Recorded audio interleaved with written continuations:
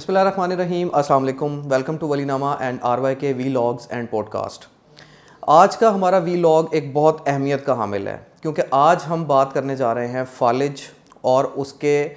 कितनी उसकी इकसाम हैं और उसके तरीका इलाज क्या है। और इस टॉपिक पे बात करने के लिए आज हमारे साथ मौजूद हैं रहीम यार ख़ान के एक मायनाज डॉक्टर उमर वहीद, जो कि माहिर अमराज़ पट्ठा व असाब और फालिज हैं Sheikh Zayed hospital and medical college Rahim Yar Khan में। डॉक्टर साहब, आपको आज के इस व्लॉग में मैं खुशामदीद कहता हूँ। तो सबसे पहले तो डॉक्टर साहब आप अपना इंट्रोडक्शन करवाइए और बताइए अपने प्रोफेशन के बारे में कि आप कब से इस प्रोफेशन में हैं। बिस्मिल्लाहिर्रहमानिर्रहीम। सबसे पहले तो आपका बहुत बहुत शुक्रिया, आप तशरीफ़ लाए और इस अहम मौजू के ऊपर जो है वो आपने मौका दिया कि मैं पब्लिक तक जो है वो नॉलेज जो है हम इंफॉर्मेशन पहुंचा सकें। मेरा नाम डॉक्टर मोहम्मद उमर वहीद है और बुनियादी तौर के ऊपर मेरा ताल्लुक़ जो है वो रहीम यार ख़ान से है। मैंने अपनी जो ग्रेजुएशन की तालीम है वो निस्तर मेडिकल यूनिवर्सिटी मुल्तान से कंप्लीट की है और उसके बाद मैंने फ़ेलोशिप की है एज ए कंसल्टेंट फ़िज़िशियन। मैंने FCPS किया है शेख ज़ायद हॉस्पिटल रहीम यार ख़ान से और अभी मैं सेकंड फ़ेलोशिप जो है उसकी ट्रेनिंग कर रहा हूँ न्यूरोलॉजी में और आजकल जो है वो neurology department Sheikh Zayed hospital रहीम यार ख़ान में अपनी खिदमत से अंजाम दे रहा हूँ। अच्छा डॉक्टर साहब, जैसे हमारा आज का टॉपिक है कि फालिज, तो इसके बारे में हमारी ऑडियंस को थोड़ा सा बताइएगा कि फ़ालिज क्या है, इसकी कितनी इकसाम है और इसके होने की वजूहात क्या हैं, और अगर ये किसी को हो रहा हो तो उसके सिम्टम्स क्या हैं। फालिज जो है वो बुनियादी तौर के ऊपर खून की सप्लाई अगर दिमाग के किसी हिस्से को मुतासिर करे या अचानक जो है वो सप्लाई जो इंटरप्टेड हो जाए तो उस सूरत के अंदर जो होने वाली अलामात होती हैं जिस्म के अंदर, उसको हम बुनियादी तौर के ऊपर फालिज कहते हैं। जैसे किसी की कोई साइड कमज़ोर हो जाए या मुँह टेढ़ा हो जाए, तो इसमें जो है वो जो खून की सप्लाई बुनियादी तौर के ऊपर मुतासिर होती है उसकी आम तौर पे दो वजूहत होती हैं। या तो प्रेशर ज़्यादा होने की वजह से खून की नाली फट जाती है, या फिर ये है कि कोई क्लॉट वगैरह आ गया या खून की नाली जो है वो तंग होकर बंद हो गई है। तो जो पहली किस्म का फालिज है जिसमें खून की नाली फट जाती है उसको हम हेमरेजिक स्ट्रोक कहते हैं। फालिज के अंदर खून की नाली बंद हो जाती है या उसमें कोई क्लॉट खून का लोथड़ा आके फंस जाता है तो उसको हम इस्कीमिक स्ट्रोक कहते हैं। तो दोनों सूरतें अंदर जो है वो जल्दी से जल्दी इलाज होना चाहिए मरीज़ का। जो आज बुनियादी तौर के ऊपर हमारी गुफ्तगू का मौजू है वो इस्कीमिक स्ट्रोक है कि इस्कीमिक स्ट्रोक अगर खून की नाली बंद हो गई है किसी मरीज़ की और उसकी वजह से उसको फालिज की अलामात आना शुरू हो गई हैं, तो उसमें कितनी जल्दी तरीका इलाज होना चाहिए ताकि मरीज़ जो है वो उसको मुस्तकिल मजूरी से बचाया जा सके। इसके अंदर जो मेन वजूहात हैं उसके अंदर एक तो ब्लड प्रेशर है, ब्लड प्रेशर मरीज़ का ज़्यादा रहे और वो कंट्रोल ना हो, या शुगर जो है वो मरीज़ की कंट्रोल से बाहर हो, सिगरेट नोशी है, उसके अलावा शराब का इस्तेमाल है, मोटापा है, सीडेंट्री लाइफस्टाइल है यानी कि ज़्यादा देर बैठे रहना है और वॉक वगैरह नहीं करनी जो आज का रूटीन हमारे यहाँ बन गई है। तो ये सारी वजूहात हैं जो फालिज का बायस बनती हैं। इसके अलावा और भी काफ़ी सारी वजूहात हैं, लेकिन जो रूटीन में हमारे यहाँ फालिज जिन वजूहात से होता है वो ये वजूहात है। जो ज़्यादा इम्पॉर्टेंट चीज़ है वो ये है कि फालिज जो अगर किसी मरीज़ को उसकी अलामात खुदा न खास्ता होती हैं तो उसको पहचानना कैसे है आपने। तो उसमें एक निमोनिक जो हमारे यहाँ बनाया गया उसको बी फास्ट कहते हैं। उसमें यह है कि बैलेंस है, यानी अगर करीब मरीज़ को अचानक चक्कर आना शुरू हो जाए और वो खड़ा ही ना हो सके और वो किसी साइड पे गिरना शुरू हो जाए,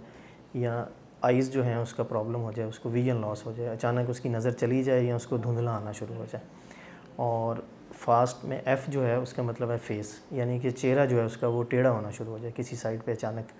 या आर्म्स या लेग्स की एक साइड की, बाजू की या टांग की या एक साइड पूरी की उसकी अचानक कमज़ोरी हो जाए। तो या स्पीच जो है उसकी आवाज़ अचानक उसकी आवाज़ लड़खड़ाना शुरू हो गई है या तब्दील हो गई है। तो ये सारी अलामात हैं जिससे आम आदमी भी पहचान सकता है कि उसको फालिज की अलामात हैं, और इसमें ज़रूरी होता है कि ये अचानक होता है सेकंड्स के अंदर अंदर। इसमें जो सबसे इंपॉर्टेंट चीज़ है वो इसका लास्ट वर्ड है जो टी है, वो टाइम से है। यानी कि अगर आपको ऐसी कोई भी अलामात आ रही हैं तो आपने जल्द से जल्द हॉस्पिटल से रब्ता करना है ताकि आपका CT स्कैन हो के और उसके बाद फिर आपका इलाज शुरू हो सके। डॉक्टर साहब, जैसे आपने सिम्टम्स के बारे में बताया कि एक बी फास्ट का लफ्ज़ है, ऑब्वियसली उससे कोई भी मरीज़ जो है वो पहचान सकता है कि उसको फालिज के सिम्टम्स आ रहे हैं या नहीं आ रहे हैं। अच्छा, इसमें लास्ट में आपने एक बात की है टाइम की, कि टाइम इसमें बहुत ज़्यादा मैटर करता है। तो इसके बारे में थोड़ा सा बताइएगा कि अगर किसी मरीज़ को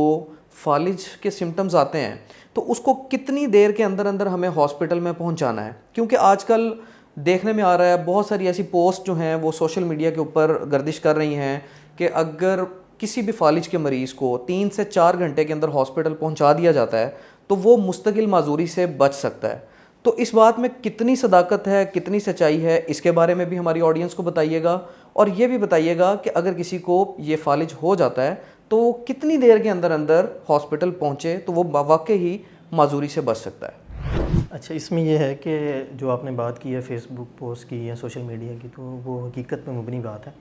उसमें यह है कि अब हमारे पास जो है वो जो इस्कीमिक स्ट्रोक जिसको हम डिस्कस कर रहे हैं बुनियादी तौर के ऊपर, उसमें जो खून का लोथड़ा है वो अगर नाली के अंदर आके दिमाग की उसको ब्लॉक कर दे, तो उसको तोड़ने के लिए या उसको डिज़ोल्व करने के लिए एक इंजेक्शन है जिसको हम TPA कहते हैं।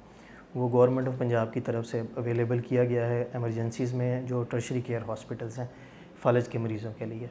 लेकिन इसमें यह है कि ये जो इंजेक्शन है बुनियादी तौर के ऊपर 3 से 4.5 घंटे के अंदर अंदर मरीज़ को लग जाए तो फिर उसमें फ़ायदा होने के चांसेस ज़्यादा हैं। इसीलिए ऐसे मरीज़ जिनको ऊपर जो अलामात हमने डिस्कस की हैं उसमें अगर कोई भी अलामात हैं तो वो कोशिश करें कि जितना जल्दी हो सके मैक्सिमम 3 घंटे के अंदर अंदर वो हॉस्पिटल लाजमी पहुँचें और अपने करीबी जो भी टर्शरी केयर हॉस्पिटल है, टीचिंग हॉस्पिटल है, उसकी एमरजेंसी से रब्ता करें ताकि उनका बर वक्त जो है वो CT स्कैन भी हो सके और CT स्कैन के बाद फिर डॉक्टर जो है वो फ़ैसला करे कि इनको इंजेक्शन लगाने की ज़रूरत है या नहीं। तो इसलिए इसमें जो टोटल टाइम है उसमें CT स्कैन होने का टाइम और उसके बाद इंजेक्शन लगने का टाइम वो टोटल इसके अंदर शामिल होता है। इसलिए आपने कोशिश करनी है कि जितना जल्दी से जल्दी हो अगर आपको अलामात आएँ और मैक्सिमम जो है वो आप 2.5 से 3 घंटे या इससे भी पहले एमरजेंसी में पहुँचें ताकि आपके टेस्ट भी हो सकें टाइम से और फिर आपका इलाज शुरू हो सके। अच्छा डॉक्टर साहब, जैसे आपने बताया कि एक इंजेक्शन हम TPA के नेम से है जो लगाते हैं फालिज के मरीज़ों को, तो इस इंजेक्शन के थोड़ा प्रोटोकॉल के बारे में भी बताइएगा कि जब फालिज का पेशेंट यहाँ पर आएगा हॉस्पिटल में और वो आइडेंटिफाई हो जाएगा कि वाकई ही ये स्ट्रोक पेशेंट है, तो उस इंजेक्शन का क्या प्रोटोकॉल होगा, वो किस किस्म के मरीज़ को लग सकेगा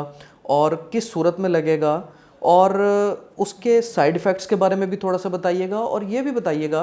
कि अगर किसी पेशेंट को वो इंजेक्शन लगता है तो क्या उसके बाद उसको एडमिट होने की भी ज़रूरत है, अगर ज़रूरत है तो वो डिस्चार्ज कितनी देर में हो जाएगा। अच्छा, इसमें ऐसे है कि इसका जो प्रोटोकॉल है वो जब पेशेंट एमरजेंसी में आएगा हमारे पास सबसे पहले तो हमने एक मैकेनिज़्म डेवलप किया है शेख ज़ैद हॉस्पिटल रहीम यार खान में, बाकी टर्शरी केयर हॉस्पिटल्स में भी है। तो उसमें ये है कि जो 1122 है सबसे पहले तो वो भी ऑन बोर्ड है, उसके साथ भी हमने डिस्कशंस की हैं। और फिर प्रिंसिपल साहब शेख ज़ैद हॉस्पिटल रहीम यार खान, हमारे जो डिपार्टमेंट के प्रोफेसर साहब हैं न्यूरोलॉजी के प्रोफेसर वज़ीर अली ख़ान साहब,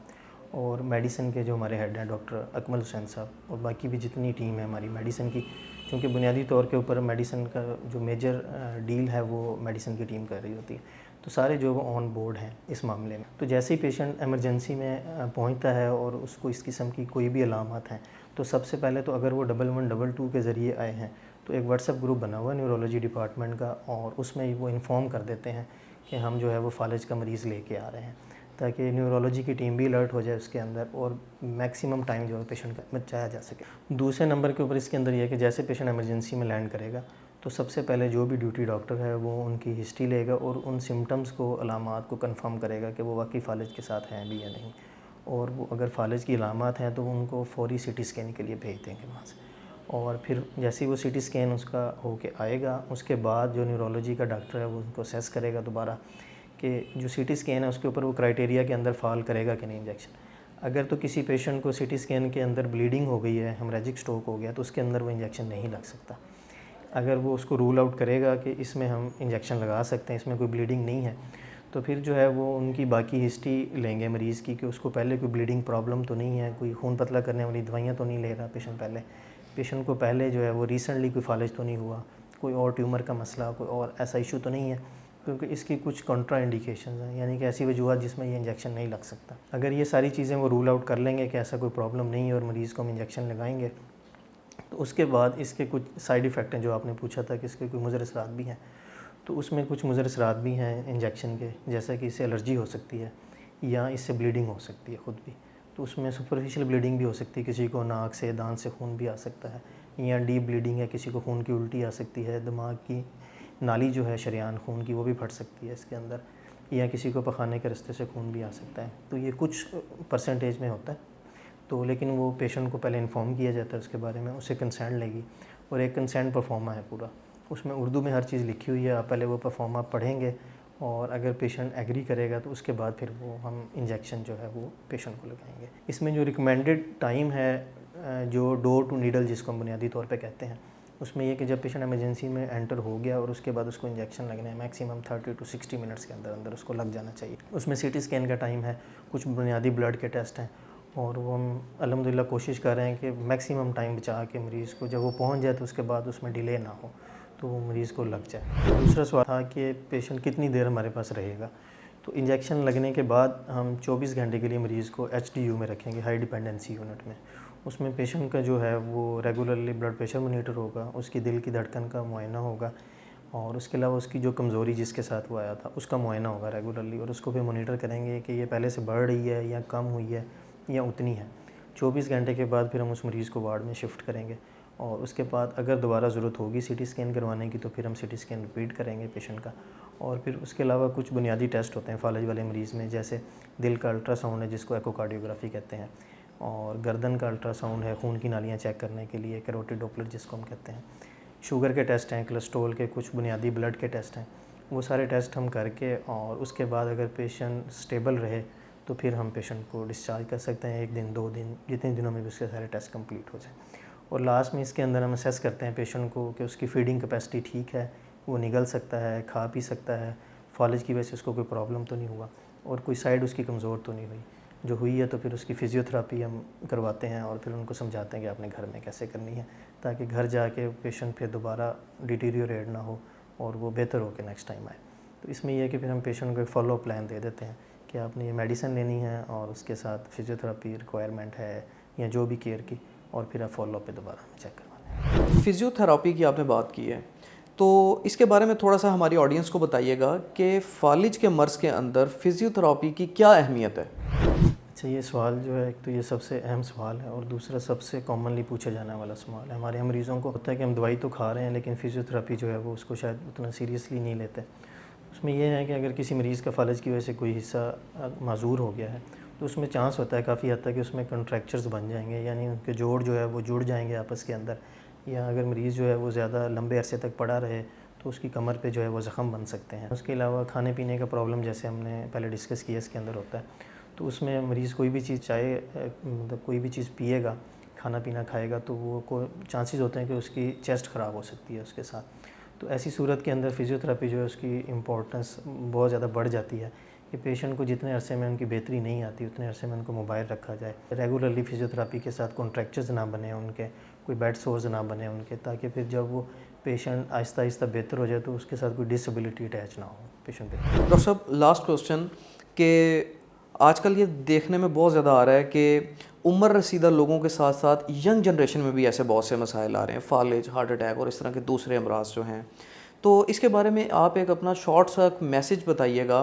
कि यंग जनरेशन इस चीज़ से कैसे बच सकती है, और इसके बाद होने वाली जो मुस्तकिल माजूरी है उसके बारे में भी आप थोड़ा सा एक मैसेज जो है वो ऑडियंस को दीजिएगा।